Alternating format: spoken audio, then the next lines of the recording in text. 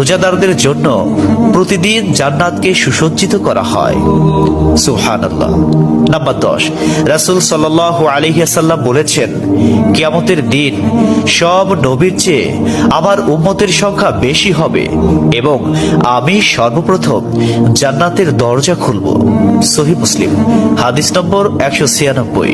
11, যে ব্যক্তি রোজা রাখা অবস্থায় মারা যাবে, আল্লাহ তাকে কিয়ামত পর্যন্ত সকল রোজার সওয়াব দান করবেন।